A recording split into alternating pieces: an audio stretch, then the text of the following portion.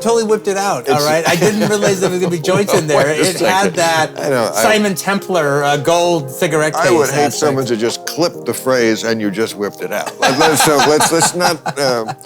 But my lighter work. Is it me or do Zippo lighters not work?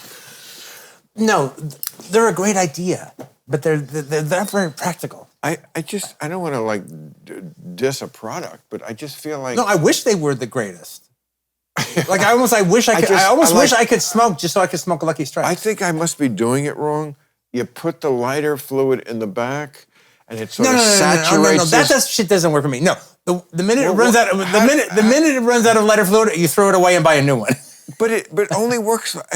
I must be doing it wrong. Otherwise, how did they burn down half of Vietnam with these? You know, they always see them in the movies, and they're like, "Oh, the village has to be saved." Yeah. And then they fucking. I think I treat the Zippo lighters like big lighters. When they run out of lighter fluid, I just throw them away and get a new one. Here's a new one with Motley Crue written on it.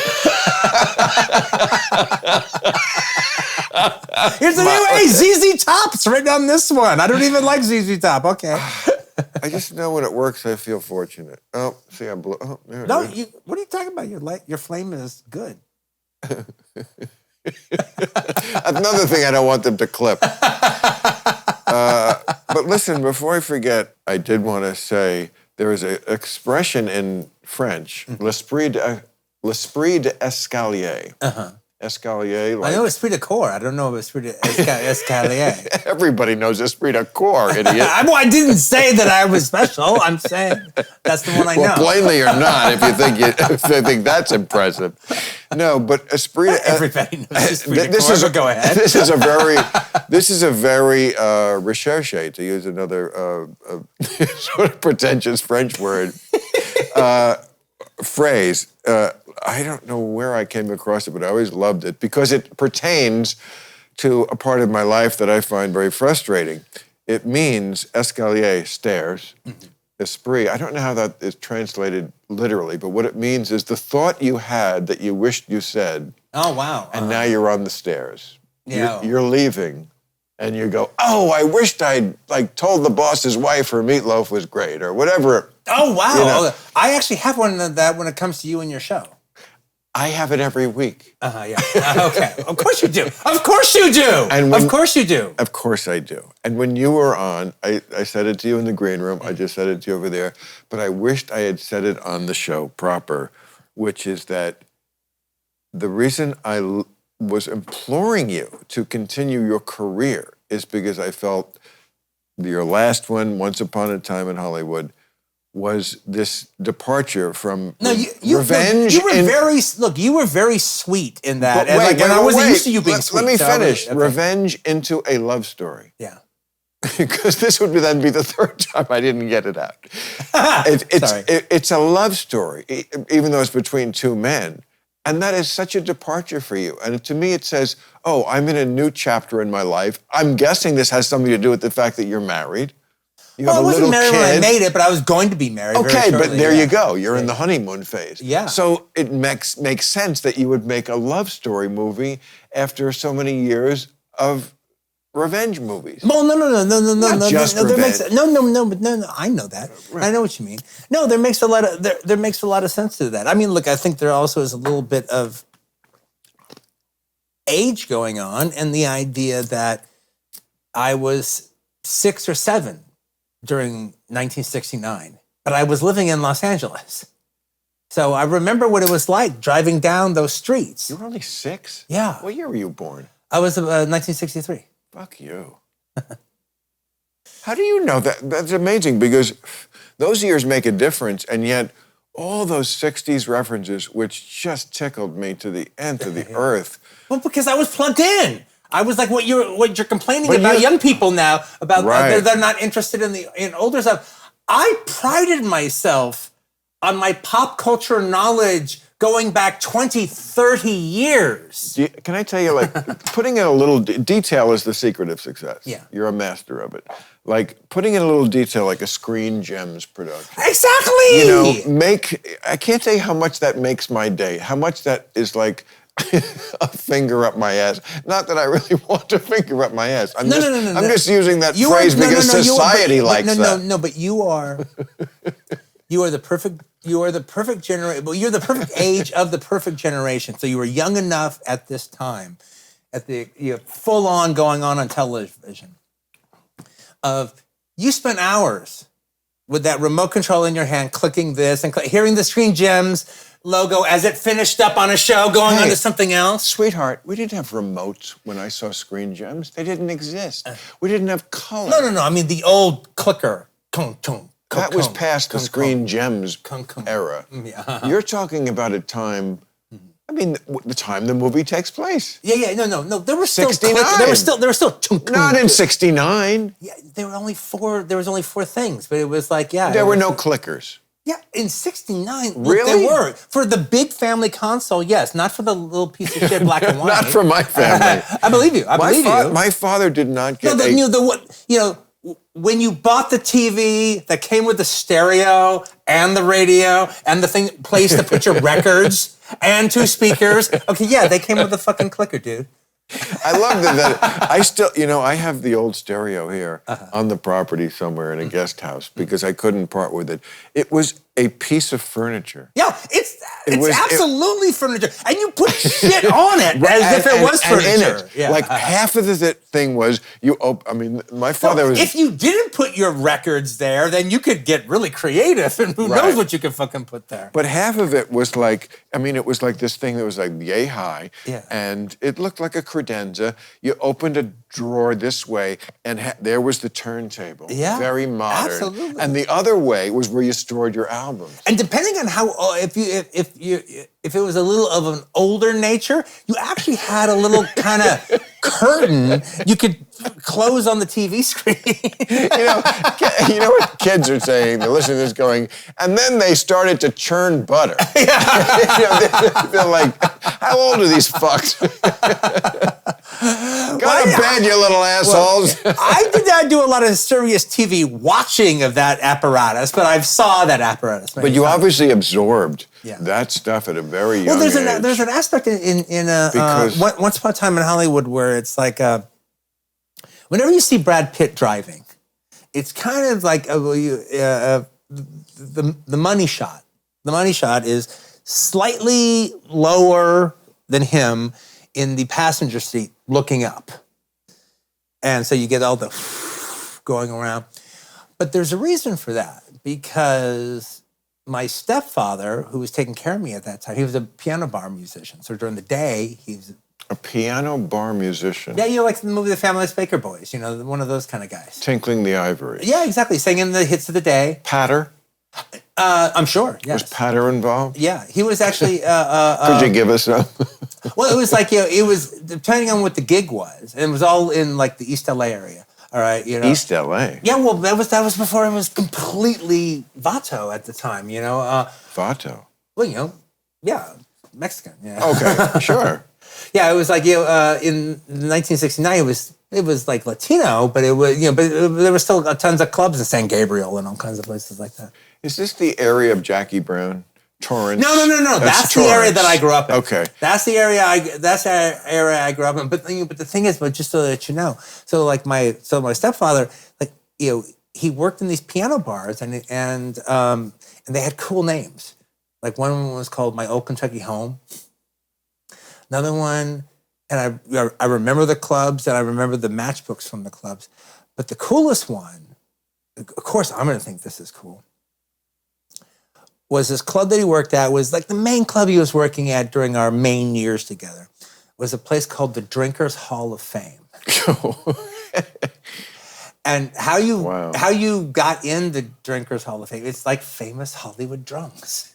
This is the name of the club. The name of the bar. The name of the club. Give me a fucking break. It's a club. Right. It's a bar. All right. Okay. It was called the Drinkers Hall of Fame. Yeah. And so the outside was painted red. It had the wild logo for the Drinkers Hall of Fame. And then there's like a cartoon picture of W.C. Fields and a cartoon picture of Bogart. So then you go in the club. That's comedy clubs had the same thing. Yeah. No, this is this is like a comedy club except for drinkers, for famous Hollywood alcoholics. When I was on the road in the early 80s as a young comic, that's what every single comedy club had. Yeah. Cartoons of Groucho, and these iconic comics who none of us were anything like. Yeah. So, okay, you walk into the Drinkers Hall of Fame, and there was like 4 heroes. They were like the patron saints of the Drinkers Hall of Fame. They had a whole wall to themselves. We're talking about a bar that specializes in memorabilia. So wall space is really, really partial. The only 4 people that got a wall are these 4 people. Naturally, W.C. Fields. Humphrey Bogart. Of course. John Barrymore. I learned who John Barrymore was. Senior? Yeah. Senior. Isn't that Drew Barrymore's? No, that's his. That's her grandfather. But her lineage. Yeah, it's her grandfather. Okay, she used to live in this house. Oh wow. Oh yeah, I know. Yeah, she built this. Story. I heard that. This story. Above. Yeah, I heard that story. She built the thing above where we're sitting. No, her father is John Drew Barrymore. His father is John Barrymore. Which one shot Lincoln? John Derrick in the movie. I know it's one of those fuckers. And then the fourth one was Buster Keaton. Buster Keaton. Well, Buster Keaton was a major, major fucker. Yeah. I mean, when you think about Michael Keaton, Diane Keaton, Buster Keaton, there's a lot. That name has been good to show business. Absolutely. And Buster Keaton was amazing. He absolutely was. And it was. Are you a student of all that early? Oh, the silent films? Yeah. Well, here was an interesting. Even silent. No, I'm a big fan. Well, here's the thing about silent movies. Is I actually love silent movies, but because they're not of my time, I really only have patience for the greatest. I agree. I always think of them like my dogs. Could you just say it? No. I mean, it gets boring not talking. No. I actually think when you actually give yourself over to silent movies, then it's one of those things like when you watch a foreign movie and you forget you're watching the subtitles. At a certain point, if the movie's good, you're caught. Oh wow, I forgot that they weren't talking. I mean, like a good example of that. I'll tell you a good example of that comedy-wise. Okay, so it's like. You got your 3 patron saints of silent cinema, which is Charlie Chaplin, Buster Keaton, and Harold Lloyd. The thing that's different, okay, well... 3, they're different than the ones on the wall. Yeah. But similar. Yeah, but here's the thing, though, all right, is in the case of Charlie Chaplin, in the case of Buster Keaton, pantomime is a big part of what they do. That's part of their comedy. Of course. That's when there's no sound, you're going to want to be good at that. But even their type of comedy suggests a pantomime approach to it. They had no sound, of course. I know. But they, in vaudeville, they would have a similar pantomime kind of approach to some degree, all right? Did they all come from vaudeville? They all came from vaudeville. Okay. But, you can even say necessity, yes. But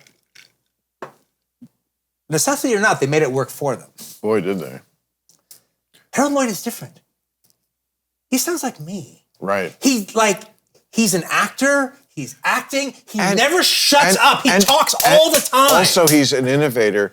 I always think of him like the Gene Kelly of silent, because Gene Kelly was not just a dancer, he was a gymnast. Yes. It was athletics plus, and Buster Keaton it's not just Charlie Chaplin was funny, but Buster Keaton, a lot of it was technological innovation. The industry was new. The one where the house is blown off. But And it's like they put the house on a turntable. Yeah. I mean, they were doing things for the first time. What Buster Keaton... Why Cinetise put Buster Keaton ahead of the other 3. All right. Well, they had the other 2. The ahead of the other 2. Harold Lloyd and Charlie Chaplin. Who put them ahead? Cinetise. Who? Cinetise. Young, film buffs. Oh, cinema. I thought you were saying the name of some Spanish intellectual. No, Cinetiste. Cinetiste. I said it clearly. 17th century Jesuit priest. I said it very clearly. Cinetiste. You're making me self-conscious. I said it very clearly. I'm not a fancy intellectual like That's you. That's not a fancy intellectual I'm just term. a sleazy late-night comic. Is that what you're trying to say, Quentin? Fine. I eventually came down to film buff. Okay. No, but the reason that they put Buster Keaton ahead of the other two is because he was the first one of that group, even with Chaplin, who could do anything he wanted with a camera, was like, oh, let me use the camera to make a joke. Right. Let me use cinema itself to be the joke. Which was my point about 1917, using the camera itself. Yeah. As a what? Now maybe I got it wrong. You didn't get it wrong. I I put it to a higher microscope, but you didn't get it. You're not wrong. You're not wrong. You're not wrong. And Paul McCartney knows songwriting better. I'm just saying, for the layman, that was my point. Exactly what you said. Using the camera itself. Well, I'm all down with it. Like I said, if they did it at 15 minutes ago every single time, I would be more impressed. But more importantly, how upsetting is it that Brad Pitt at 55 was so hot in your movie, right? I mean, that's not fair. Well, I mean, you were like, if we shoot him in this angle, I'm like, is there really a bad angle to shoot him? I mean, are they using tricks? No, you're just talking about the tricks in 1917. Yeah. What are you using on Brad Pitt? Nothing at all. It never made me feel more like a 70s filmmaker, where I'm like lining up a shot, and then I'm looking through the viewfinder, and I might as well be seeing Robert Redford. I might as well be seeing Steve McQueen. For a guy, there's nothing like a revealing and true to form, true to life bro love movie, because every relationship we've had is a mixed bag. I mean, that's just life on Earth. I mean, no marriage has no fights and no hurts and no romance has. Okay, so but with bros, no. I have no bad memories of me and Jimmy Ballily. It was always good. Yeah. Maybe we had one fight in 1983 or something. And it's just like, when you die and who's going to be your pallbearers, a lot of it, maybe this is antediluvian thinking, but a lot of it's going to be your bros who are there all along.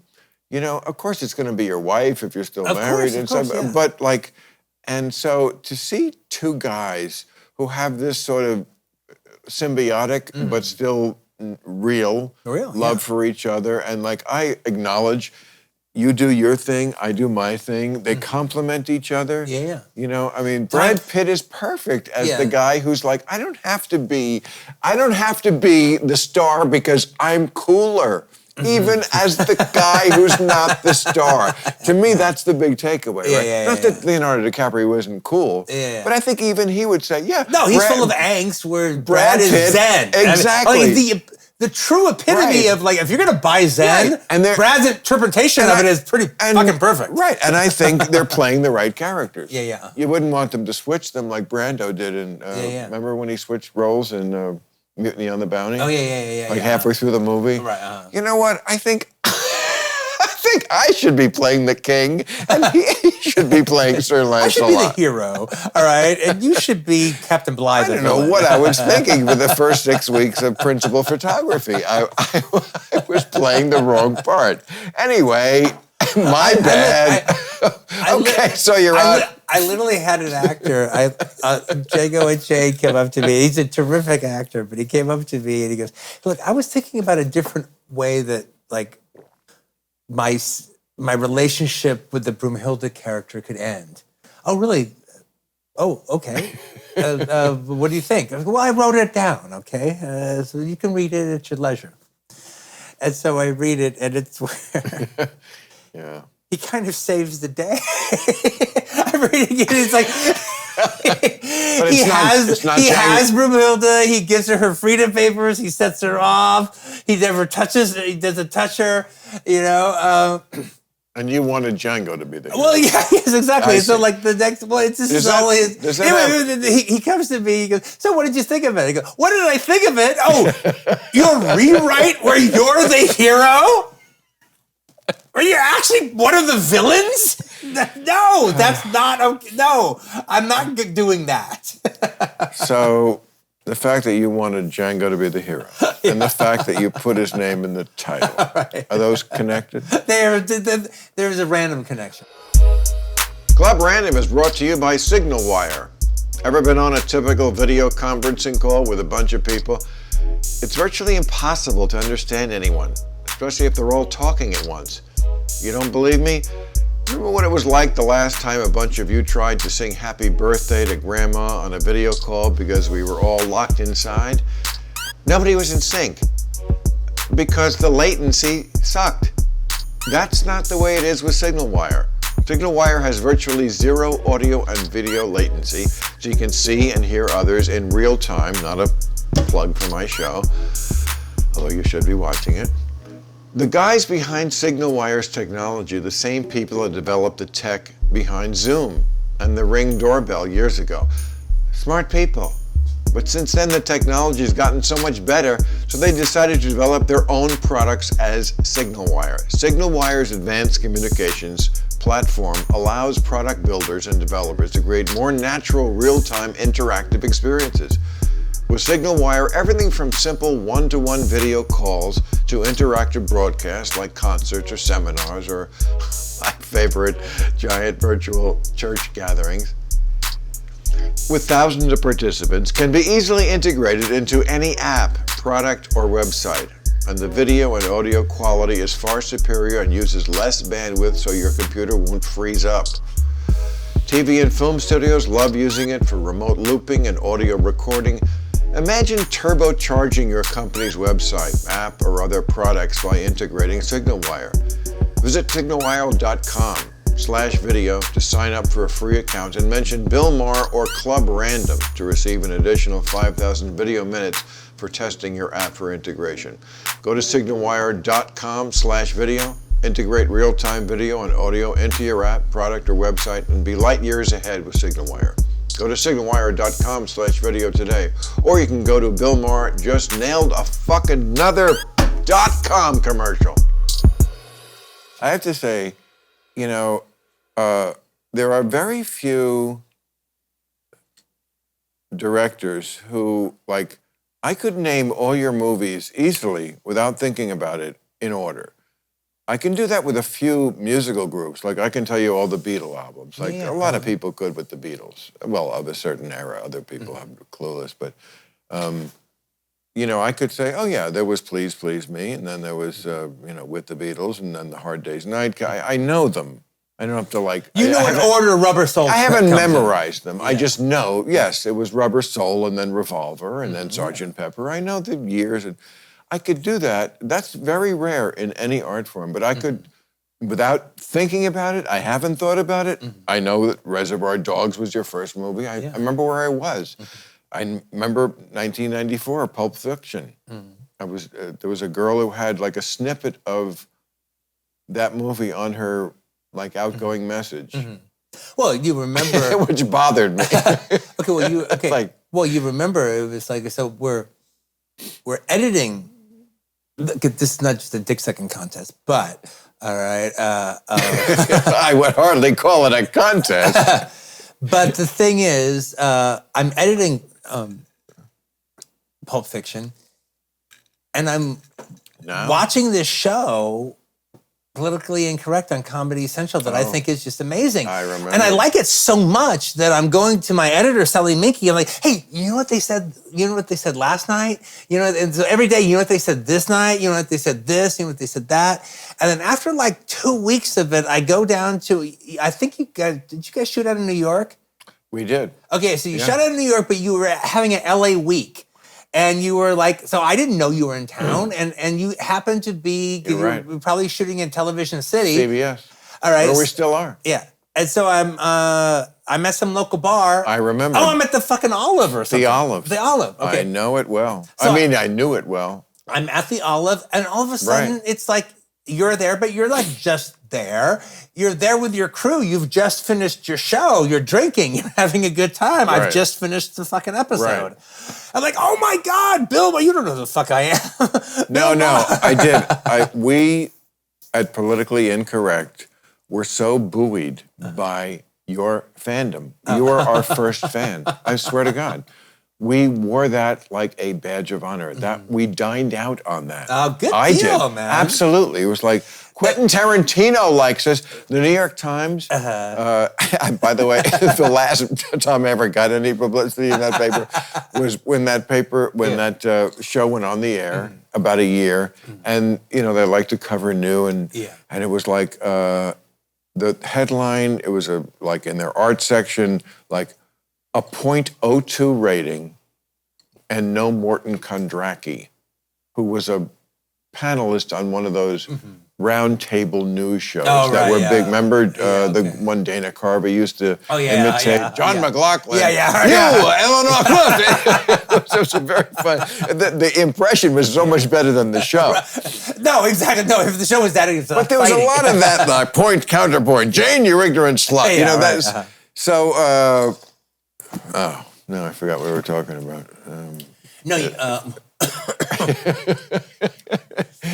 were talking about... These clove cigarettes. I don't know what the fuck they're putting in them.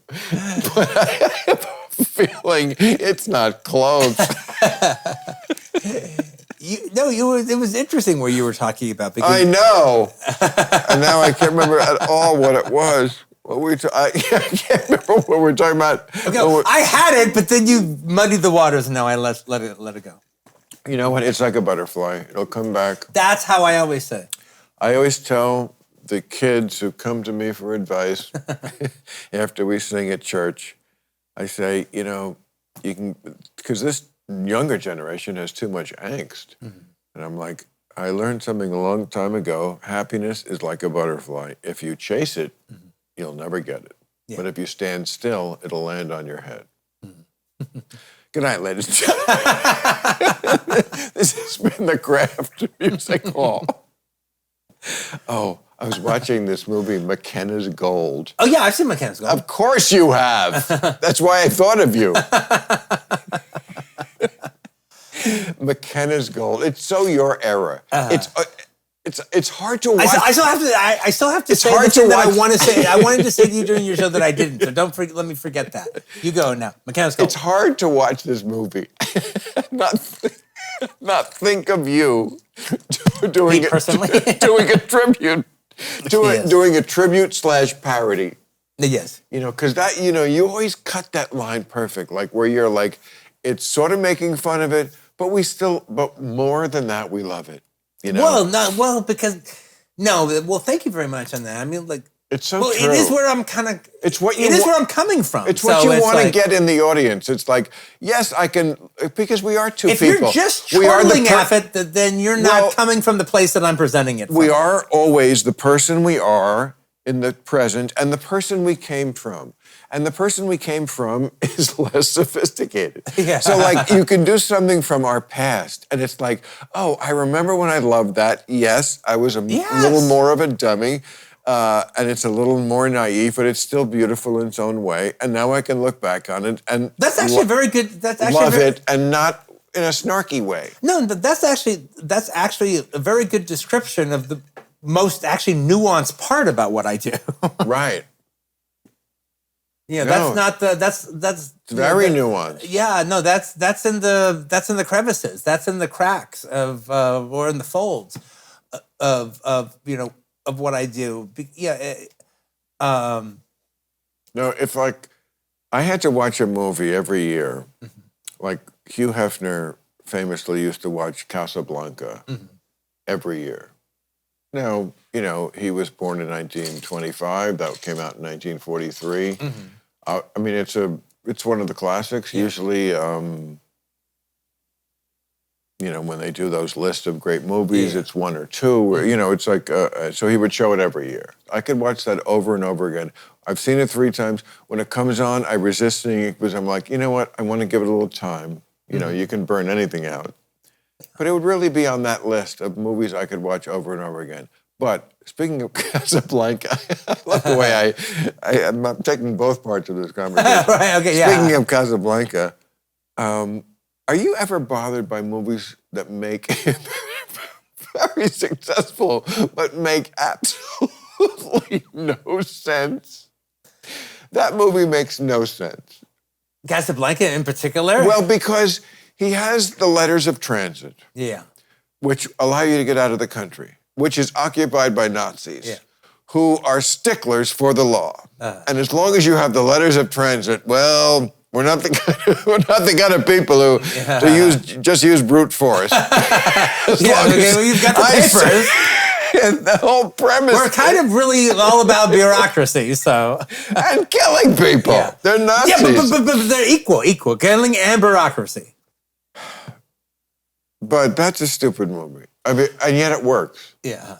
Isn't it? What is that? What do you think? What is the...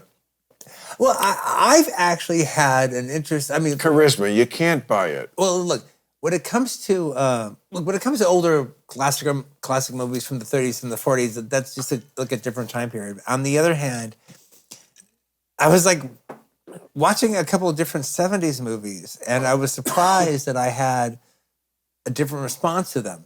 So I watch, and I remember seeing this when this came out. I see Norma Ray. Oh, yeah. Now, I remember seeing Norma Ray in 1979 when it came out. All right. And, oh, yeah, Sally Field's really good in this. And it was like a good kind of movie for 1979. One of the better movies of the year. All right. To come from The Flying Nun. Yeah. To finally Academy Award nominee in 10 years. And it was like she was going to get and she was like, she was our new powerhouse actress and she's going to get the Academy Award. It was great.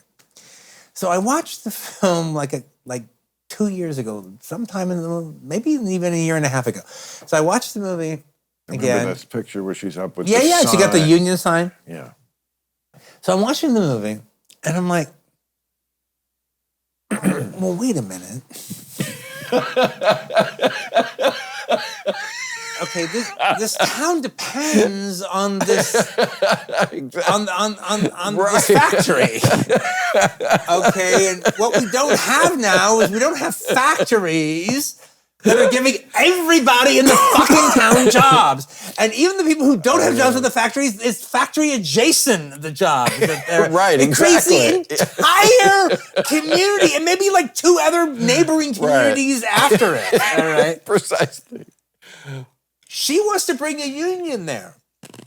The other people in the factory, the other workers, don't want the union. Yes. They understand that their entire livelihood is connected to this factory making a profit. And they understand that. It's not just this Nazi premise. They understand that this is a fragile balance. It's almost a movie that makes the case for the conservative argument that liberals think they know what's best for you. Yeah. Which is sometimes true. Mm-hmm. But to look sometimes they do know what's best for you. And sometimes they do, but to look at this movie about this factory that would be a godsend in any single community that we can come up with. No, it's so true. You know another movie makes no sense that's like a huge, like, big fucking movie?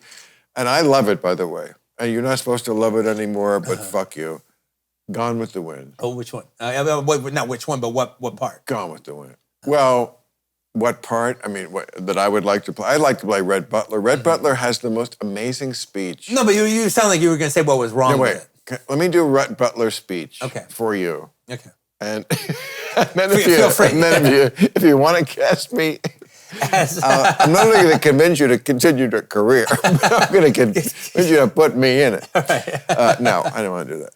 But Red Butler has this speech. You have an actor's ego. I know you do.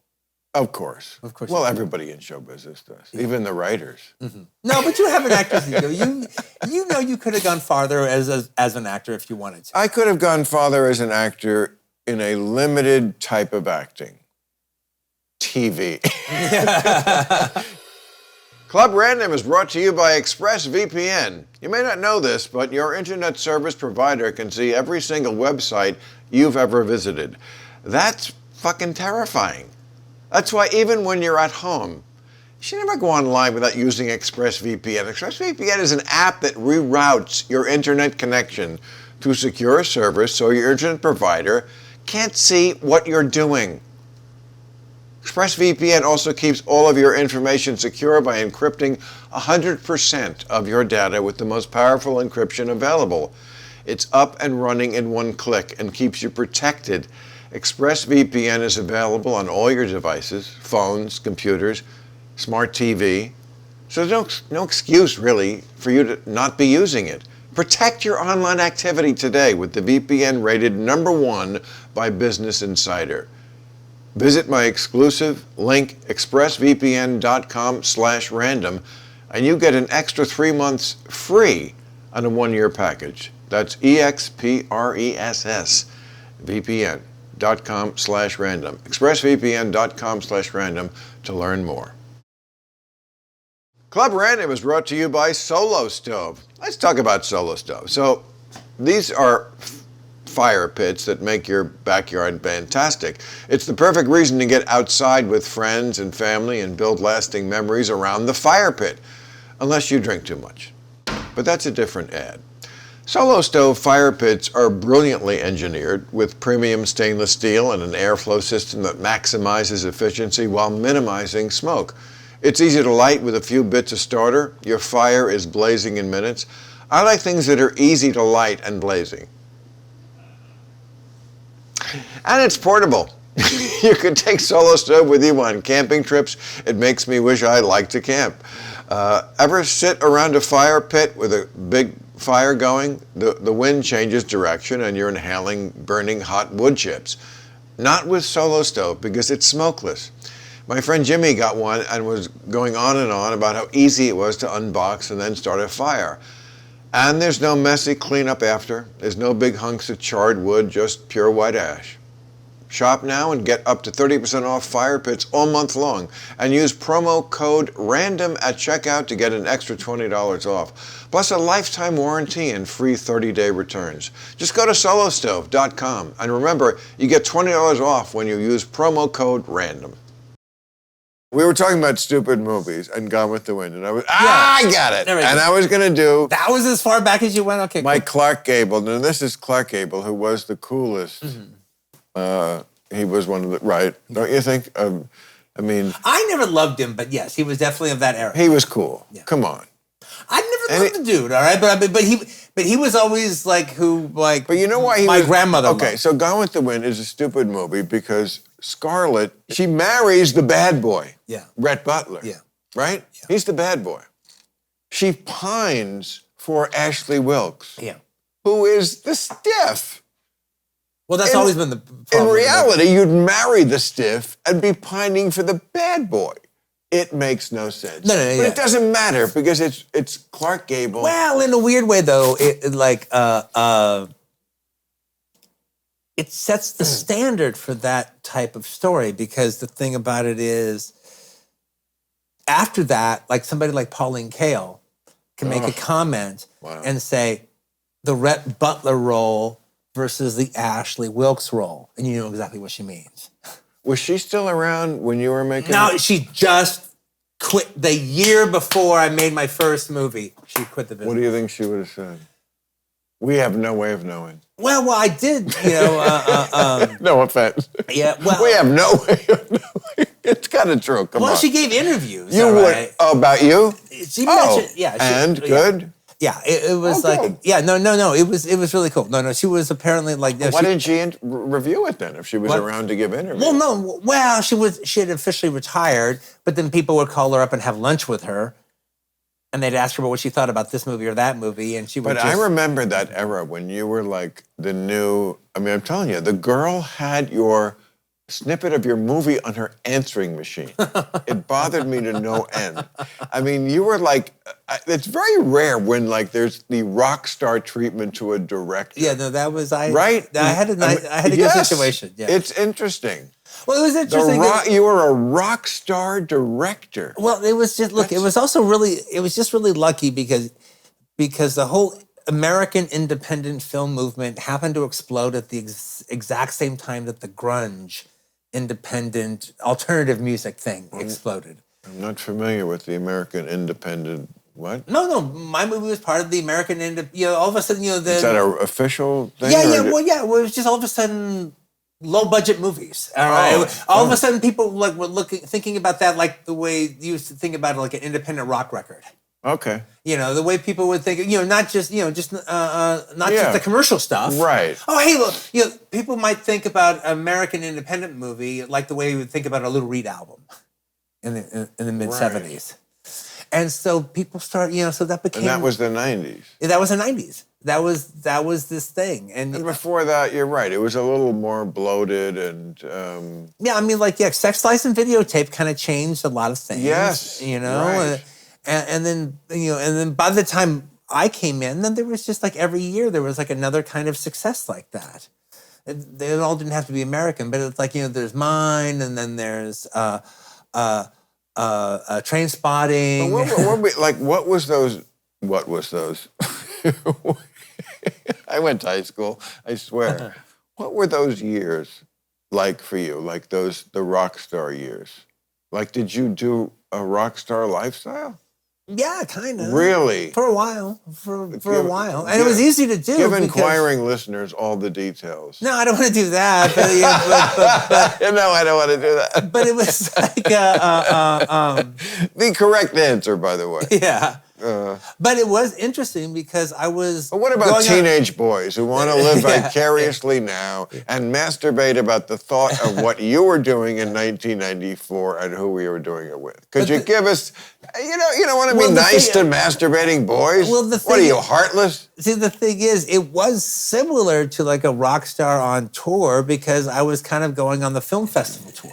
Keep talking slower. Yeah, so hey, I'm in Holland over here, and I'm in Brazil over here, and I'm in Boston over there. What happened in Holland? Oh boy, those Dutch girls, boy. No, it was like, it was a really good time. I love this guy. Okay, no, it was a good time. I'm just fucking with you, but okay, but that's what we were talking about. Oh.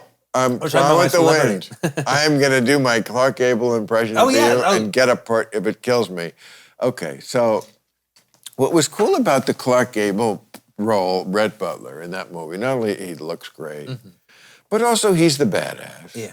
And, there's a great scene where she's trying to get him. Carol Burnett, remember the sketch she did? Oh, yeah. With the curtains in the wind, that great line. They're doing a parody of the movie, and where Scarlett is trying to get Rhett back, but she is impoverished now from the war. Yeah. But she wants to have a nice dress, so she takes the curtains off the windows and makes a dress out of it. And in the Carol Burnett sketch, she's still got the curtain rod through. And heard the great line, it's just something I saw in the window. Right? And Harvey Korman, flawless as Rhett Butler, right? Okay. So in the real one, he comes back and he's the way they shot it, like with the kiss, with the man's head almost on top of hers.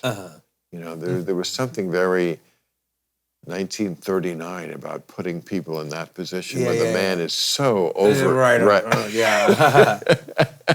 And she's puckering her lips. And he goes, "No, I don't think I will kiss you. Although you need kissing and badly." And we know in 1939 that kissing was fucking, just that was like, it's so badass. Okay, but here's the real, but here's his best scene. Because he was like the voice of reason. I feel like in 1939, you could not get away with saying the controversial opinion that slavery was just wrong. Yeah. So Rhett Butler, he never quite says it, but he says, "It's a waste. I don't like waste." Like, that's as close as you could get in that era to condemning it. Yeah. Waste of manpower, of talent. It can be read in the minutia. It can be read in the God forbid you just come out and say it's horrible to treat one group of people like animals. That was just too controversial in 1939. Okay, so this is as far as it's senseless. this is as far as you could go with that. But so he's kind of like presented as the voice of reason. So there's that scene like about a half hour into it where they're at it's before the war, but they're at some southern plantation where Rhett is visiting. It's like 100 fucking guys in this library, you know. And they're all gung-ho to fight the war. Yeah. And he's the asshole who's going to pour cold water on this. Yeah. And the guy says, you know, like, war, war, war. And then they go, Mr. Butler, you've been to the North. What do you think? I think it's very hard to win a war with words, gentlemen. What are you saying? I'm saying there's not a cannon factory in the whole South. Well, what difference does that make to a gentleman? Well, I'm afraid it's going to make a great deal of difference to a great many gentlemen. Mr. Butler, are you saying the Yankees can lick us? No, I'm not saying it. I'm saying it very plainly. They're better equipped than we are. They've got factories and coal yards and shipyards and a fleet to bottle up our harbor and starve us to death. And all the South has is slaves and cotton and arrogance. You're describing a really good movie. And then they Gone with the Wind, word for word. I know. I'm saying you're describing a really good movie, but well, that's a good. It's 4 hours. It's not all that. Well, where's your setup to the bad part? This is all really. I'm giving you the best. I'm giving you the best part. It's the part. The name of this game is do the best part from Gone with the Wind. Well, I thought you were explaining. I was explaining why. That is the best. That was all really good. Right, because. You know why? Because it was a good movie. It's fucking Gone with the Wind. I wasn't trying to derail you. But like what we like about that is setting up a character. Yeah.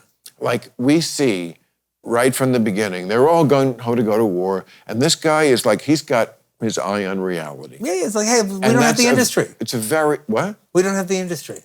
The industry? No, that's what he's saying. We don't have the industry. There's not a cannon factory in the whole South. Yeah. Yeah. It's genius. They obviously have the industry. No. It's all right there. Well, we don't have U.S. Steel. Isn't Selznick the guy who cut that movie? He was the grand poobah of the movie. Okay, he's really the auteur because there were several directors. Yeah. It wasn't George Cukor on there for a while? No, he worked it for a while, all right, and then... Now, he was I love it, he was gay. Uh-huh. You couldn't say that back then. Yeah. They would say, he's a woman's director. Yeah, but he wasn't really... It was earned in his case, because he was a very good women's director, but... Because he was a gay man, but we can't say gay man. Yeah. We can't say gay man. We have to say women's director. Yeah, but the thing, one of the things about him, though, was... apparently, he was let go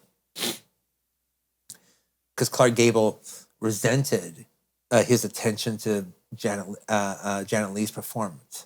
He was like, "No, I want somebody who can who will be as excited about me as about as Scarlett O'Hara." So they told George Cukor, "Okay, so no, we're going to replace you. Gable's having a hard time." With Victor Fleming? Yeah, with Victor Fleming. So they replaced him with Victor Fleming. But Janet Leigh, calls George Cukor and she goes, "You can't leave. You're my director." Vivian Leigh. Vivian Leigh. That's what I mean. That's what I meant to say. Sorry.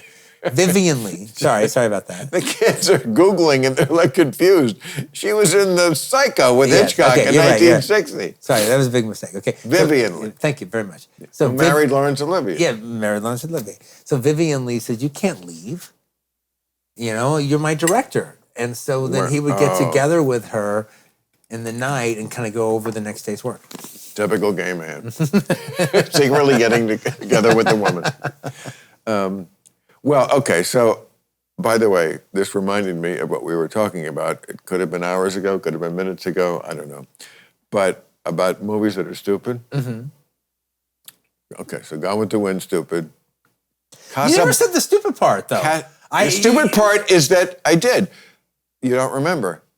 That she pines, she's no, that we talked about earlier. That's stupid. Here's why Casablanca is stupid. Okay. Oh, we talked about that too. They have the letters of transit. Yeah. Another stupid one, Titanic. The whole thing hinges on, at the end... They're not trying harder to get on the table? Is that what you meant? Yeah. Oh, well, yeah. Okay, no.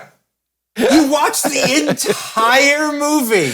You go through you live through their entire life that they will not live together. You live with them. It gets to a half-hearted attempt. So half-hearted.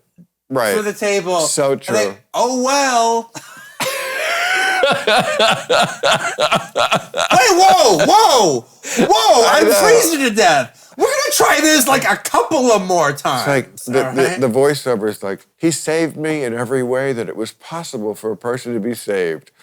Honey, knowing that you feel that way about me, could I get up on the raft? Yes, could you maybe move your ass a little bit here? I need to. Maybe we think just a little bit about the balance of the weight on the table. I need room for my stuff. I hate to be that girl, but okay, so. But, I love that movie too. I don't mean to. There's so many, the table could have been smaller.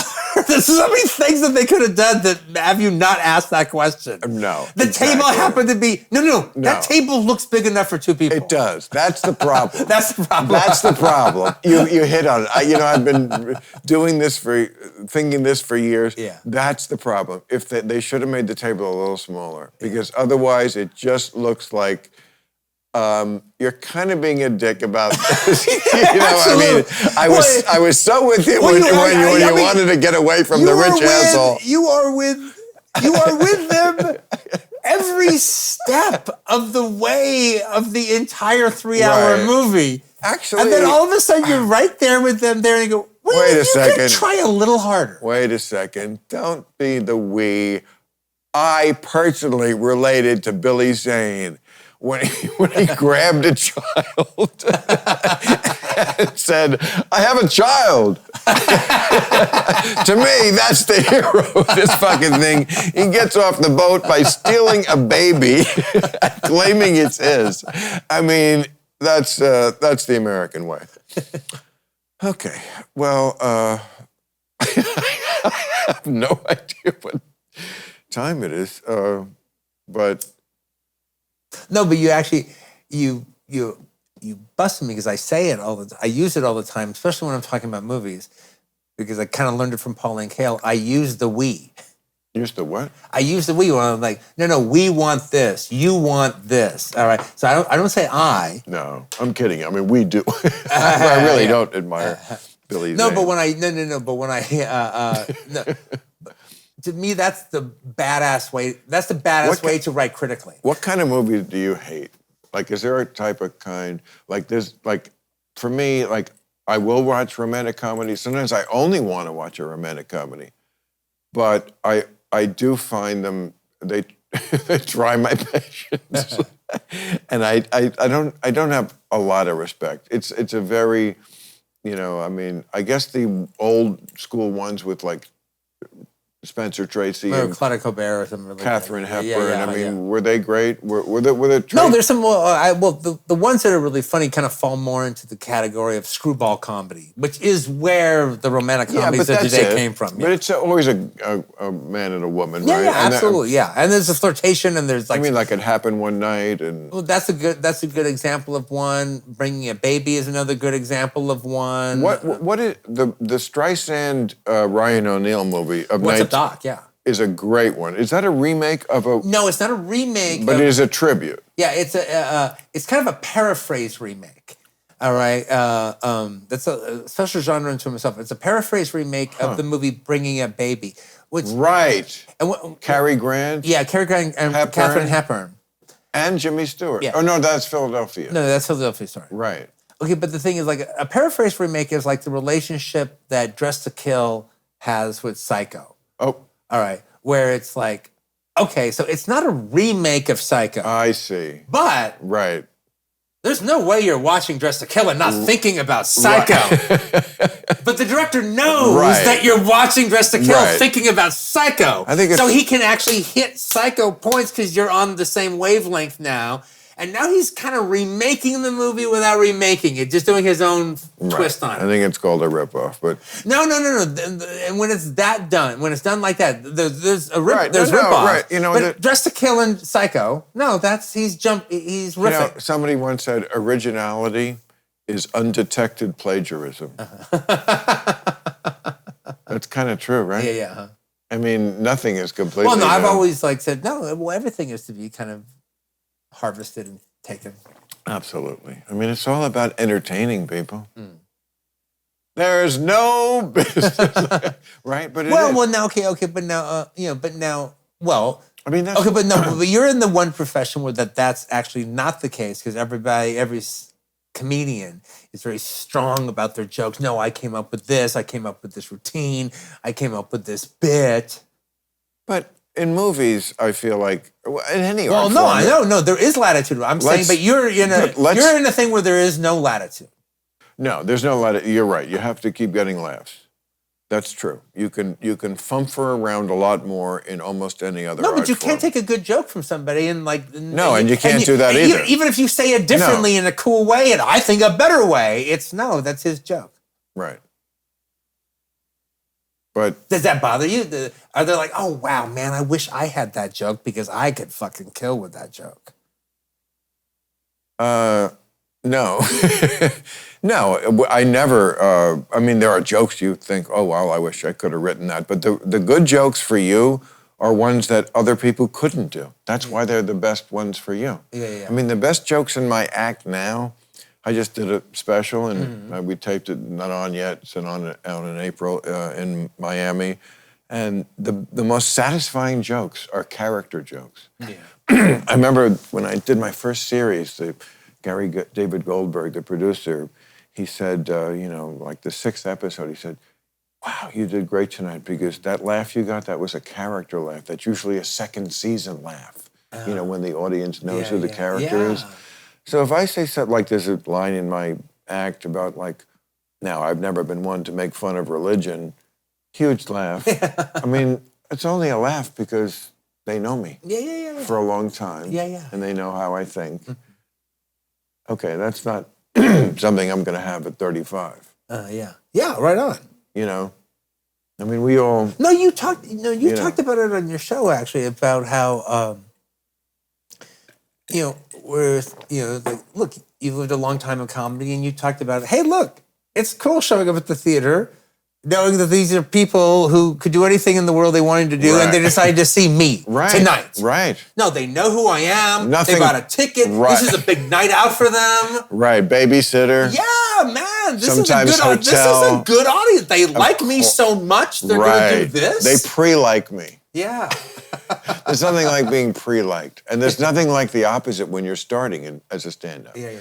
It's the hardest thing. I spent at least 10 years struggling with the first moments, as opposed to, oh, we like you, and it's just like, how do you break the ice and communicate to people? So for 10 years, that was always a struggle. At least, probably more.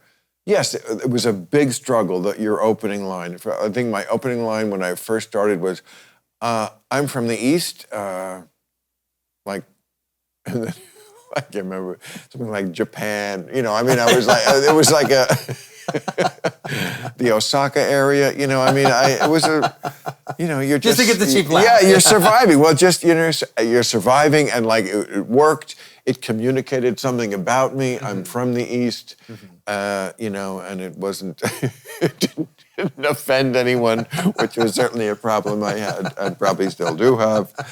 But, I forgot what we were talking about. It was so This important. is what we're talking about.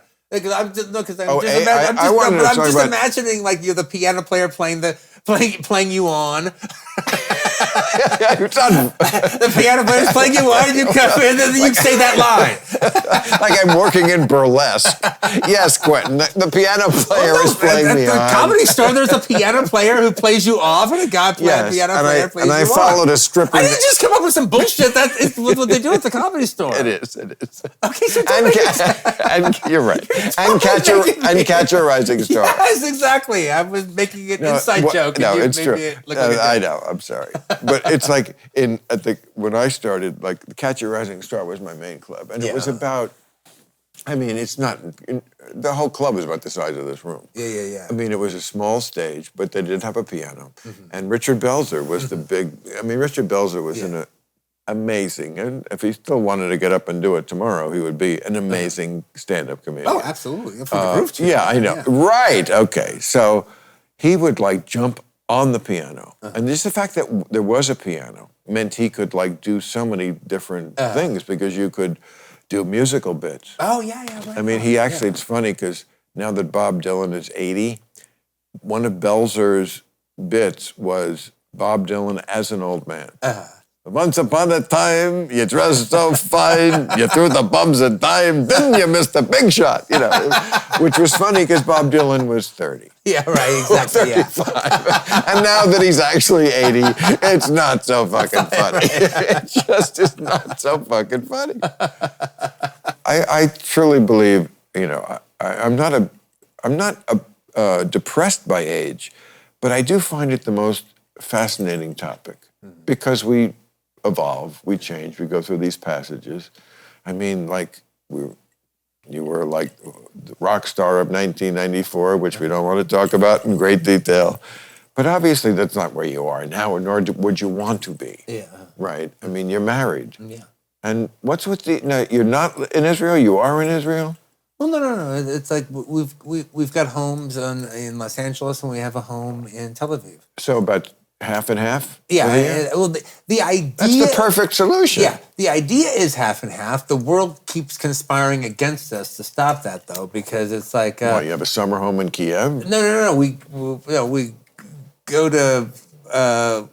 my wife just has a baby. We're all set up in Israel. Yeah, no, well, it was 2 years ago. Okay, but yeah, she just has a baby. It's still a baby to me. Yeah. And then all of a sudden... Is it talking yet? Oh, no, he's 2. He's totally talking. Did they talk it to? Yeah, they talk. Really? Yeah. What did they say? I bet nothing interesting. Well, it's really... What's interesting about him was... And I'm not here to tell little kid stories with you.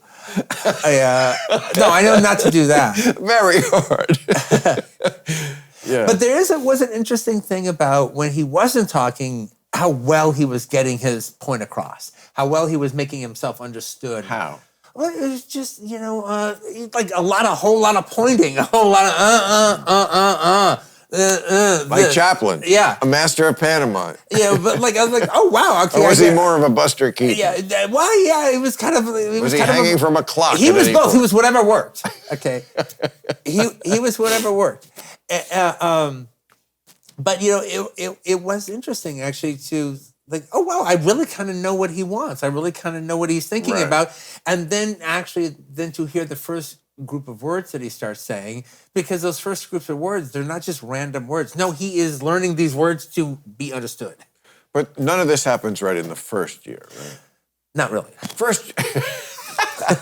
First year is just a puddle of mewling, puking liquids, like bodily functions, right? I mean, not that we blame the child for that, but I mean, it just is what it is, right? That's really only the first 4 months. 4 months? Yeah, Well, they're not potty trained at 5 months. They're not potty trained. Well, my son's not potty trained. Well, to me, there's either potty trained or I'm wiping your shit for you. Yeah. I mean, there's no middle ground there. No. When he's potty trained, it's just like, okay, get in the car. All right. You're on a run. Now you're on an errand with. Are they potty trained at 2? No, they're usually potty trained like around 2.5. Have you thought about a doggy door? They could just go out on their own, take care of their business. I mean, if the dog can fucking learn to do it, why can't your fucking kid learn to go? So we're not even dealing with that yet. What year do they go to the bathroom on their own? That would be the key. No, I think that's normally around a year, 2.5. So you think it's too late for me to have kids? You don't just say yes. Yes, it plainly is. Nor do I have any desire to do that. Well, it's interesting because, because me and you were in the same boat for a really long period of time. So I would imagine, time to time, I would imagine you having a conversation with me about this subject. Why? Well, because I just kind of know where you're coming from on it, Right. and I know where I was coming from on it, and if you were going to talk to me about and be honest about it. Yeah, exactly, yeah. And, you know, and it's really interesting because, you know, I had kind of heard all this stuff before, and about, once you have a kid, that's like the most important thing in the world, and da. And I was always kind of like, well, no, I don't want it to be the most important thing in the world. I got shit to do. I got fucking movies to make. I don't want this fucking kid to be the most important thing in the world. Right. I'm so glad to hear you say that. Oh, are you just quoting your mind? No, I'm saying that. Well, that's where I'm hoping that's real. No, that's completely real. That's why I waited so long, all right, before I did it. I gave you 1942. Can you stand it? Yeah. Okay. Yeah, I absolutely can. I hate to have you slumming away from whatever that other stuff is. No worries. No, that's not slumming. You're actually bringing me up. Good. Okay. Well, I mean, like, but see, you crossed a bridge that most people do at some point that I've never even approached, you know, which I'm just talking about the desire, you know, it's I don't think there's anything more basic because I certainly known a lot of guys who were total players. Yeah. Even when they were with someone, married or otherwise, players.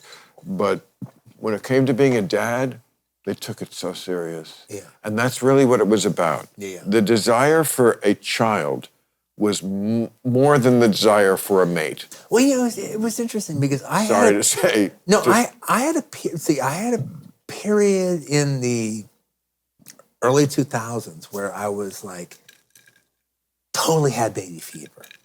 Where like the friend that you have that has a kid, you're like way too involved thinking about that kid. Do you think that comes from having a hard scrabbled childhood of your own? No, I think it was just this period. It was a period where But doesn't that come from somewhere like that? No, I think it was that period of life. I mean, I had a Leave It to Beaver upbringing. Yeah. You did not. Not necessarily. Right. You were not Leave It to Beaver. No, I was Leave It to... No, but you're drilling my thought. Let me finish. So it's like... Yeah. Well, that's my job. So it was like I had this, this baby fever and then all of a sudden, after like a year or 2 years, and like during that period of time, I was like, hey, if the waitress at the Mexican restaurant, if she ends up getting pregnant, well, I guess that's just how it's supposed to be. Really? If I wasn't trying to make that happen, but I think I know that restaurant. Yeah. But if it were to happen, okay, well, I guess that's the way. I know that restaurant. That's the way it's supposed to be. But then the fever broke. Really? Then the fever broke. That's odd. And then I remember telling that to Howard Stern, and then the fever broke, and Howard's like, well, good. Good for you. Right. And then I had another 20 years or so. Again. Yeah. But then you fell in love with someone. Yeah, exactly. Yeah. That came because it was the right woman, and it was the right situation, and it was the right time. And everything was right. If it's not too personal, as such a lifelong bachelor, how did what was it that went in your mind like, oh, this is the right person, like this is the different element I've been waiting for?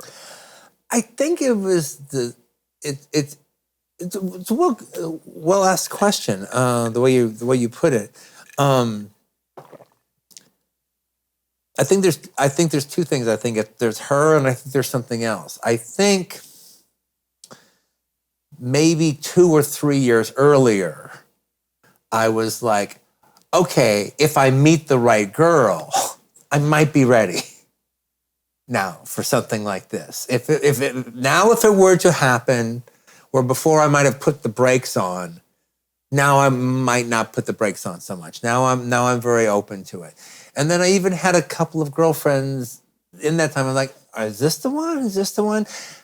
They weren't, but just even the fact that I was open to the idea that they were the one. I'm just very glad to find out that you had this memorable bachelorhood, because like your image is sort of like this nerdy guy who's like too hunkered down writing the screenplay at Swingers to actually enjoy your success. I'm so glad to be finding out that you did enjoy your success, because Absolutely.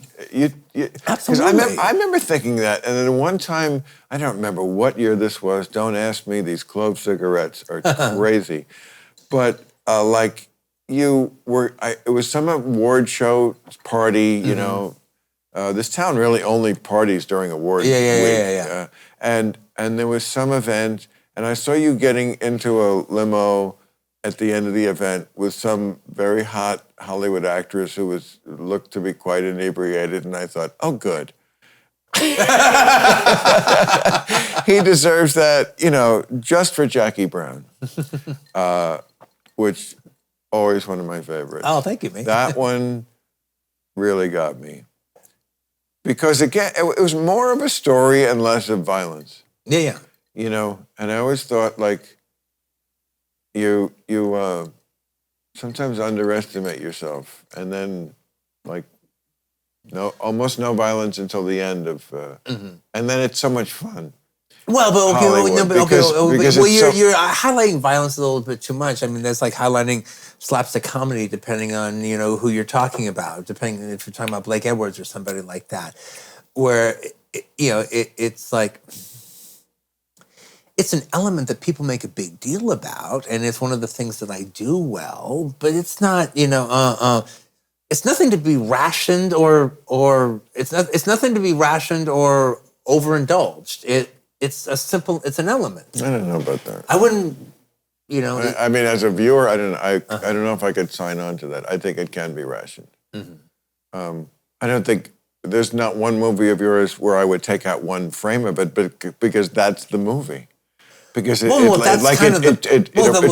context is everything. It totally appropriately builds up to it. Yeah.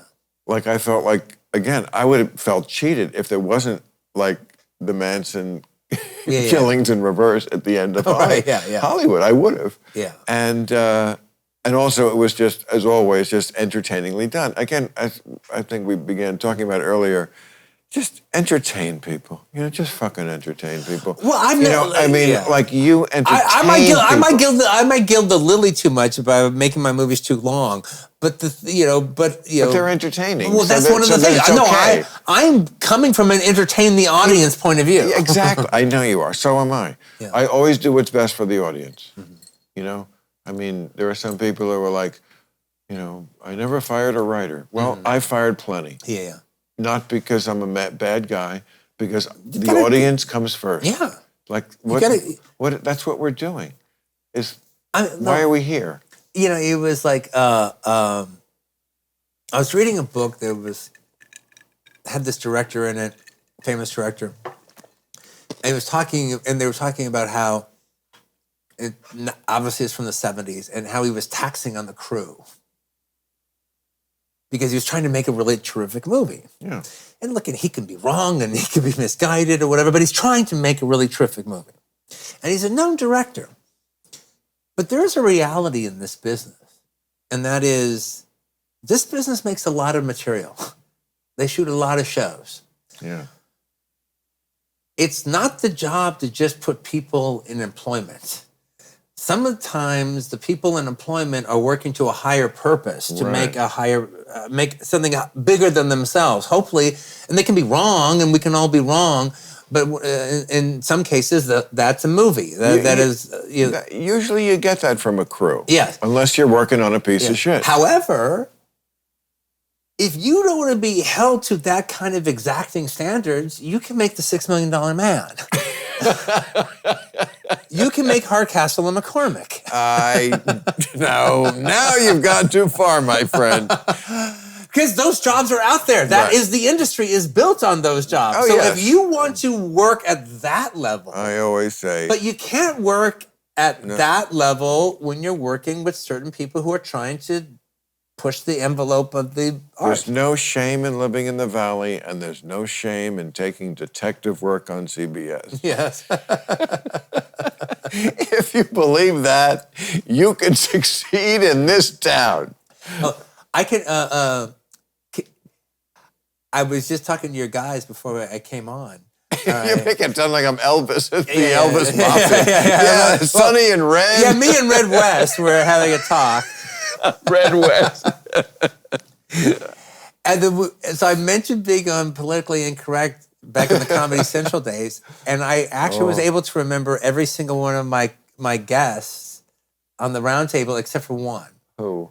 Okay, so I don't know. Okay, but maybe who you can do you answer. Remember? Okay, I remember the first one. Jimmy Walker. No, that would have been awesome. All right, no, the first one was Dick Clark. Dick Clark. That's Dick Clark? Seriously? Dick Clark. Corbin Burnson. No. Corbin Burnson. Oh, I love it. And Margaret Smith. Who's that? The stand-up comedian, Margaret Smith. Oh, yes. I thought she was a senator. This is like...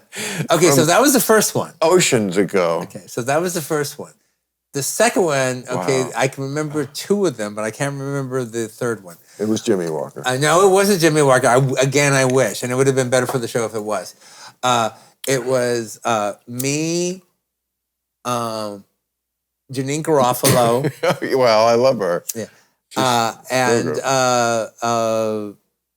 what's the guy who was the host of Lifestyles? Robin Leach. Oh, that's so 90s. Robin Leach. I can't remember who the Is he still with us, Robin Leach? I don't know. But I was actually also saying that was a moment where I had a total, oh wow, this is the 70s talk show moment. Right. Because look, I grew up like coming home from school and going and watching Dinah Shore and Mike Douglas, when I got home. I'm telling you. Whoever I liked, When you lent your stamp of approval to our little Politically Incorrect show with the .02 rating, it was like I'm telling you, it was the shot in the arm that staff, we dined on that. That's awesome. It's look, Quentin you Tarantino. knew how excited I truly was when I bumped into you guys. But you were the rock star director at that moment. Yeah. So that the rock star director liked our little show. I'm sure that's why the New York Times wrote their little .02 well, look, I got to say, right at that time, you guys, it was like I plugged in. Different. It was like I plugged in a light with a wet hand. All right, I was like, I really. I'll tell you something really interesting that says so much about our culture.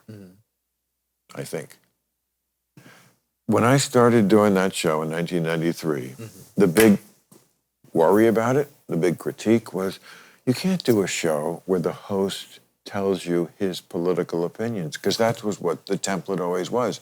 You didn't know Johnny Carson's political opinions, even into Letterman and Leno. Yeah. They didn't really ever, they sort of, Leno, I don't know, maybe he's a Republican. He played it straight down the middle. That's how they all did it. Yeah. So when I was like saying, no, I think the public can fucking withstand it if they don't agree with me, they just got to like you. Yeah. And it was true. Now, you can't be a late night host unless they do know your opinion. Exactly, yeah. And it's all about that. It's not about being funny. Yeah. It's about saying the correct opinion for the audience you're working for. Okay. So it's completely flipped. I've heard you talk about... That's pretty interesting. I've heard you talk about on your show, The Gutfeld Show. But talk to me more in detail. What do you think about him per se? I mean, we did a bit on that. I don't remember talking about it because, honestly, I don't know it. But I know what it is. I knew enough to do a bit about it, which I remember was very funny. Can't remember what that jokes were, but it was good. I mean, have you watched a couple episodes of his show? No, but no. You haven't watched not even two? Not 2 seconds. Not 2 seconds? No. That's why we didn't do a bit on it. It's issue on it. We did a bit. The bit was based on the idea that it was outdoing some other shows, and it was a conservative comedy show. Now, I've talked about this subject many times because I've been asked many times, why doesn't conservative comedy work? The answer is very, again, indicative, I think, of the times we live in. It didn't work in the past because liberals weren't doing anything funny enough to make fun of. Yeah. And I would use the example of Dennis Miller, who I have the greatest admiration for as a comedian. I think he's a state-of-the-art kind of craftsman. When he does his thing. But he went hard right with his politics. And so he was doing bits about how, Nancy Pelosi, at a moment in history when Sarah Palin was giving people on the left tons of material because she was an idiot. Right, yeah. Nancy Pelosi is not an idiot. So it rang hollow. Yeah. They didn't have anything to work with. Greg Gutfeld is working now. Yeah. There's something to work from. Mm-hmm.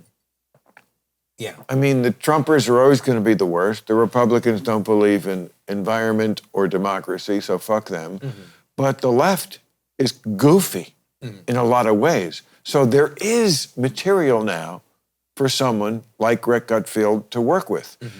Maybe he's doing it and I'm missing it, but I'm going by what they say in my writer-producer meeting. Mm-hmm. And they're like, it's also the fact that conservatives are just not fucking good at comedy. Yeah. Well, yeah. That's the punchline. They're also just not good at comedy. Well, look, because they have material. They have, look.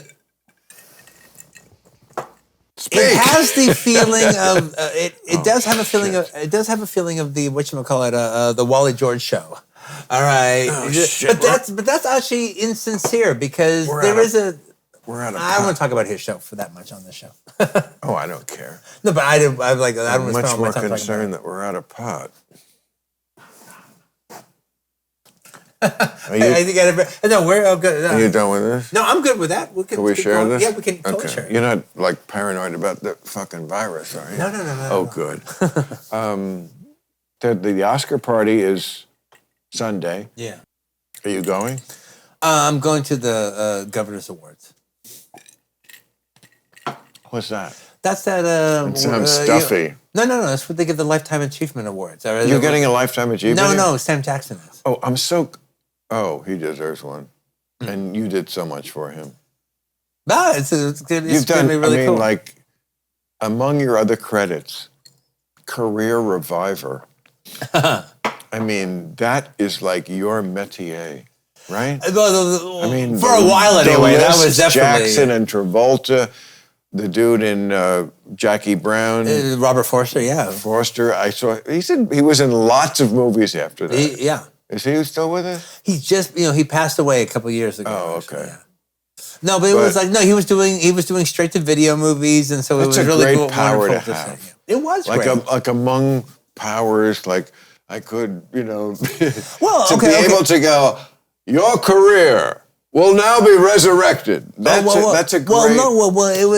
It was interesting because it was a hallmark of like the fan place I was coming from. All right, I'm like, I know who these actors are because I'm watching those exploitation movies that those guys are doing. But the point being though is I remember way after I did Jackie Brown, maybe sometime before Kill Bill, I was ended up being on some sort of an air flight with some famous, well-known film financier, international guy who puts together. Like Aaron Milchin. Yeah, somebody like, but not a guy like him who usually is coming art first, but a less art first kind of fellow. But that same idea. And it goes, Tarantino, let me ask you a question. Now everything is said and done. Do you wish, when it came to Jackie Brown, that you had not have done it with Pam Grier and Robert Forster, but if you had hired bigger stars? Why was that even a question? Well, because it's like it could have been bigger. Oh, I see. That's where he's coming from. I see. And I go, well, we made $30 million with the movie starring Pam Grier and Robert Forster. I thought that was actually pretty fucking good. Who would have been No. But his point, though, was, he goes, well, that's all you. Go, well, great! Great, yes, okay. I can make a movie with Pam Grier and Robert Forster, and I could do well because I made it. Right. Well, that's the reason to be fucking famous. Because you're a rock star director. That's true. But like, let me ask you, this is 1997. Who would have been the stars of the day in that year if you wanted to, cast it? Who were they suggesting? Like Robert Foster, who would in 1997 would have been that 45-year-old? No, in 97, no, I'll tell you exactly. It would have been Angela Bassett and Robert De Niro. I got to say, I think this guy's got a point. I think he's got a fucking point. I hate to say it. I love you so much, but I think this guy's got a fucking point. No, I mean, I love it as it is. And Pam Grier was the right choice and reviving her career. And, you got her like she was still hot. Yeah. That was kind of important. Well, yeah. No, very true. But she still was. Still hot after that entire period of time, and she was still hot, and she was still the same. She was still the same woman. She was still the same. What was she in, like in the day, like Dolomite? Or, no. But Dolomite was that genre. Well, it's the genre, but you're making but you're picking like the lowliest. You mean that one? I remember. Right? You mean that one line? You mean that one? I remember walking on 42nd Street in New York City when it was the porn district that also had, and there was like movies like Black Hitler, Fuhrer of Harlem. Yeah. Just like crazy. Yeah. Crazy From shit. China with death. Yeah. Yeah. The Tong Father. Just crazy shit. But that was that era that Chinese Eddie Murphy just made that movie about Dolomite that was terrific, and it was like that was a genre. Mm. Okay. Pam Grier's movies were better than that. Were better than Dolomite. What did she do? She did Coffee. And Coffee, yeah, right. Coffee, they call her Coffee because she'll cream you. Is that right? That was the tagline. You can't write that. Yeah, nobody sleeps when they mess with coffee. Somebody did actually write that. Yeah, somebody did write that, which is sadder. And then its unofficial sequel, Foxy Brown. Because it was actually Foxy Brown, of course. Because Foxy Brown was written as a sequel to Coffee because the original script for Foxy Brown was Burn, Coffee, Burn. Come on. Yeah, that was the original. The original title. But then Sam Arkoff, who also did the sequel to Blackula, did the sequel to the movie Count Yorga. He was like, Blackula. What was the plot? Sequels are not doing good right now. What was the plot of Blackula? I remember the plot. Well, okay, share it. Okay, the plot was an African prince. An African prince and his bride. Is there any other kind of African? An African prince and his bride visit Transylvania. Transylvania. Why would they be going to Romania? I'm explaining. Okay. Because the wealthy landowner there, Count Dracula, wants to possibly buy some land in Africa. Why? That's all will be discussed in the dinner. So they have the dinner, and then at some point, Dracula gets too forward with Blackula's bride. So typical. And a thing happens, and Dracula bites Blackula, kills the bride, but bites Blackula and says, "You will be forever cursed. Wow. And I will give you my name, Blackula. Wow. And now you are a vampire. You will live for the next 500 years." But like then he, locks him up, and so he's like in a coffin for like hundreds and hundreds of years until they unearth Dracula's castle, and then they send his coffin to New York. And hundreds of years. Yes.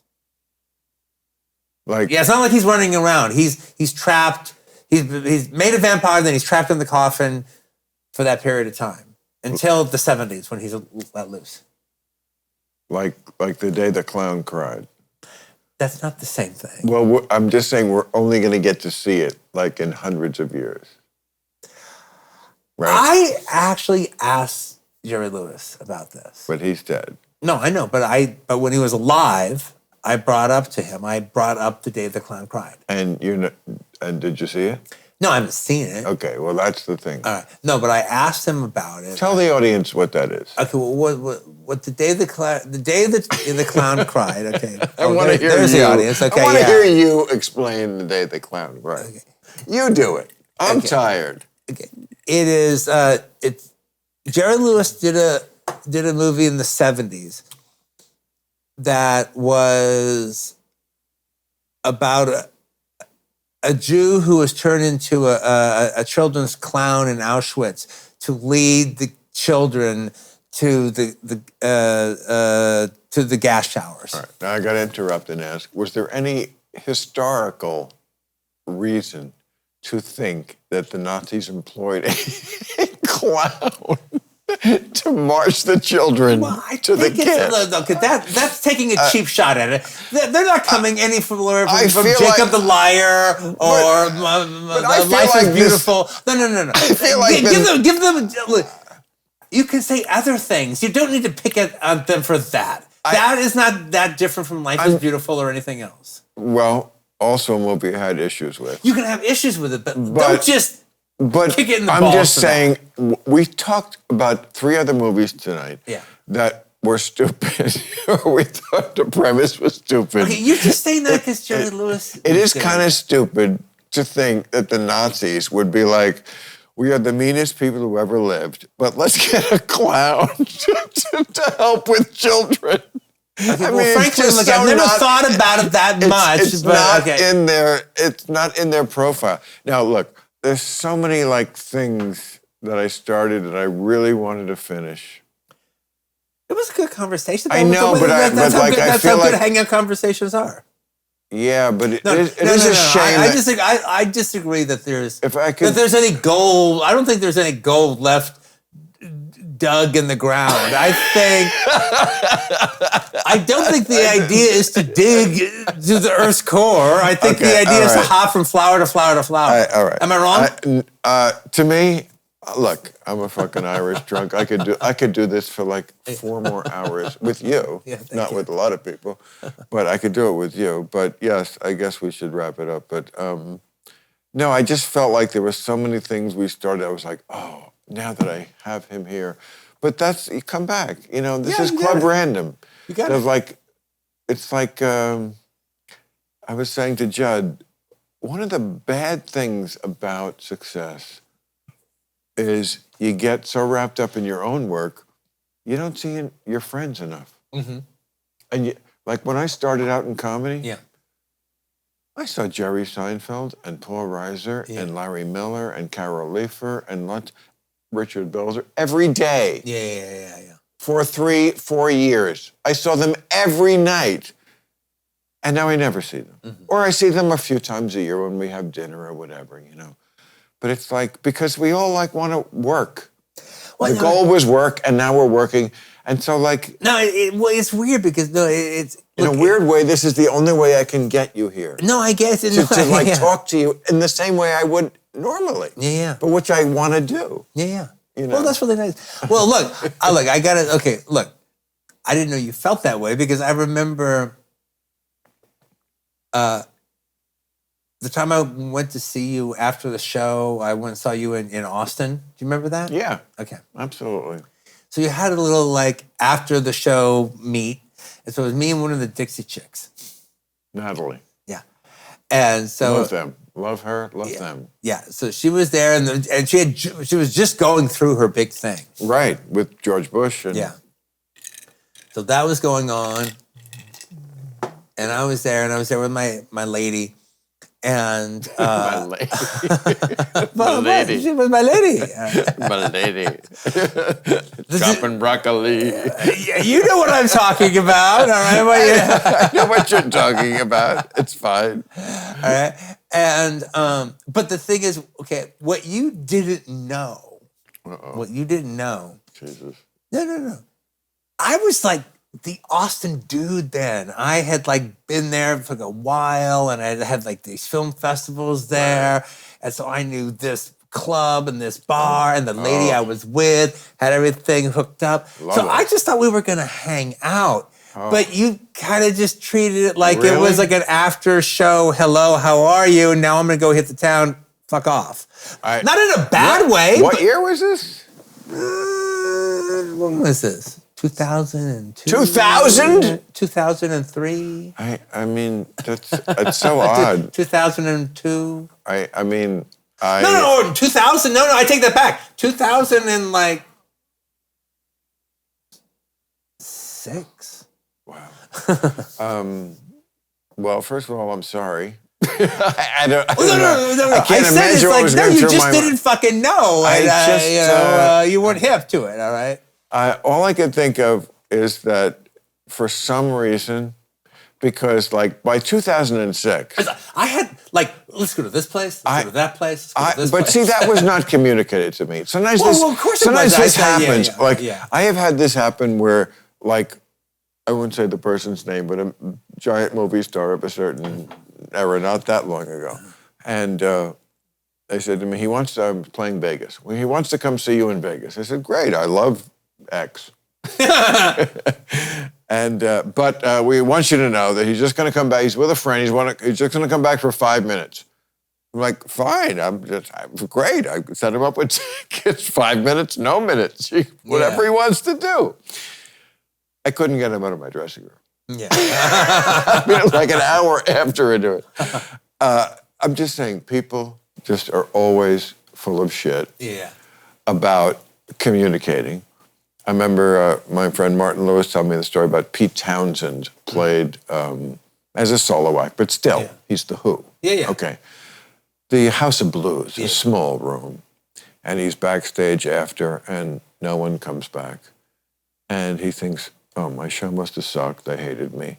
And he finds out after, no, security kept everyone away. I've had that happen. It's people will lie to you, keep people away from you. So I don't know what happened in 2000. No. I wasn't pissed about it. Now I get to finish my point. Okay. I don't know what happened in 2006, but it's my guess it's a combination of that, not communicating that Quentin Tarantino wanted to actually go out with you. Yeah, right on. Because I don't think I would, if I had known that, even by shallow standards, I would have taken that offer up. I'm not that. That's what I thought. I'm not that. that's why I was I don't think it's about that. Okay. The other fly in the ointment could be pussy. Mm-hmm. In some way, I don't remember. It's so long ago. No, you could. I could have had a girlfriend who was demanding I go out with just her. That's what my girl said. Okay. That's what my girl. I think era he had of my life, I could have been that guy. Yeah, that was what my girl said. She goes, I think he had an appointment. It's sad. Yeah, it's sad on my part, but I will admit that totally could have been it. So But she could roll with us. That would have been fun. I know. But you didn't know. You didn't know. I mean, but some girls don't want to roll. No, I understand. With other, it's like. Yeah. No, but the thing about it, I don't remember. No, it actually just also shows my king of Austin vibe at that moment, at least as far as myself was concerned. I love Austin. All right. Right. That I just actually naturally assumed that you knew that. But yeah, no, I mean. Okay, yeah. So I wasn't. I'm acting like I'm Matthew McConaughey, all right? When maybe the world doesn't fucking know, all right? The locals know. That wasn't it. That wasn't it. Okay. That wasn't it. You were like a rock star director for like over a decade. Even like, as I say, on a superficial level, I would have been all over that. It must have, I'm not knowing, but thinking it must have been that latter subject I brought up. It must have been some way that I was restricted from doing what I wanted, because that was still a year when that would have been something I was subjected to. There are a lot of bad things about aging, but one of the great fucking things is not doing shit you don't want to do almost ever. Yeah. No, the bad part is that whole you'll be dead sooner thing. But the part about I don't do shit I don't want to do ever, that priceless. Yeah. Well, okay, look. Okay, so now you're actually nailing exactly how it was, because the reason it wasn't explained beforehand, because it just would be sexier if, as we're talking, it just reveals itself. Well, so what are you doing? All right. Oh, well, it just so happens that all right. You know, well, that's going to be more exciting. That's going to be sexier. That's going to be everything. All that. The whole idea was it would just, as we were talking, and now we're going to all go out. What's going to happen? It would be very hard to commit anything. Yeah. Okay, but all right, you know. But the fact that you were putting the brakes on that kind of conversation suggested a woman. Yes. A woman appointment. A woman. A woman. Yeah. Which is not putting it on, it's putting it on me for like being someone who was like, you know. You probably had a better time with her than you would have had with me. Not necessarily. Not necessarily. That suggests to me not, because that's not a cool woman. A woman who kept me from Quentin Tarantino is not a cool woman. Yeah. But I must admit that was still a year I probably was susceptible to making that ill-fated choice. And I wish I could go back in time. I'd first of all take care of the whole Hitler thing. And then I'd fucking definitely save Lincoln. I would probably do something about Jesus Christ, although that would be controversial because some people, I mean, if he had lived forever, what are we wearing around our necks? Nothing. Yeah, right, exactly. I mean, I hate to say it, but, you know, God had a plan for his son who was really him. Mm-hmm. Yes.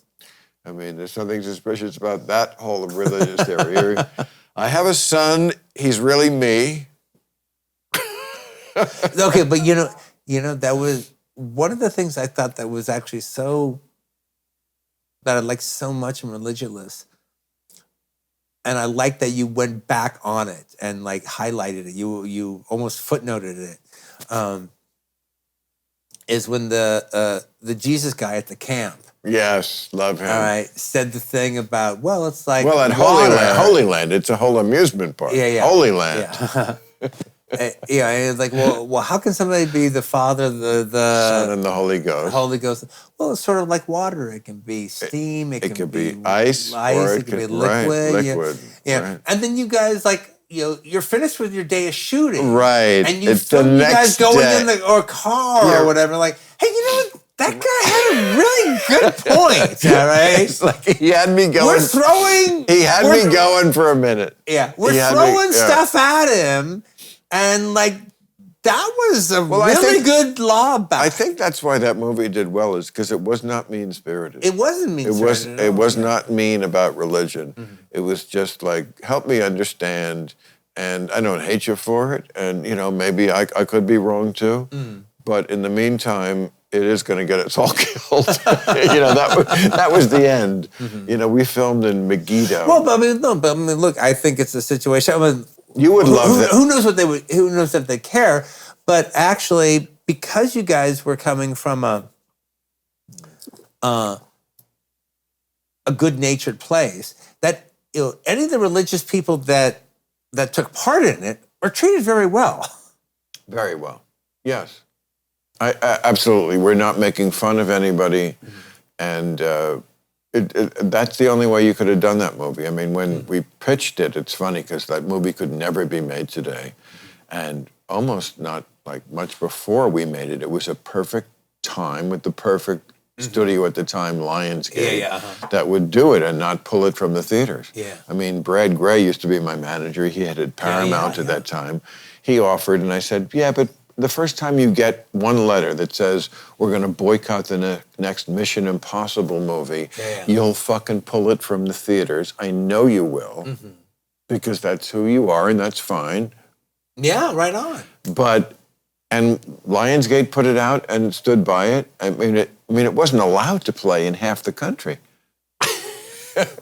I mean, it's great. And any place where you couldn't get an abortion, you couldn't see that movie. Wow. Yeah. Some people traveled 300 miles to see that movie.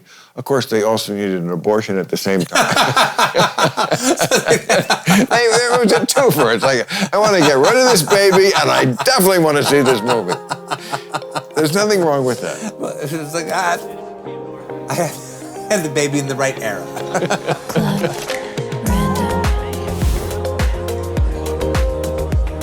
I'm going to go back to my day job. More fun than a barrel of monkeys. That was a blast. Hey, why did you... So do it again. Yes, absolutely. Will you? Yes. You can't have more fun than that.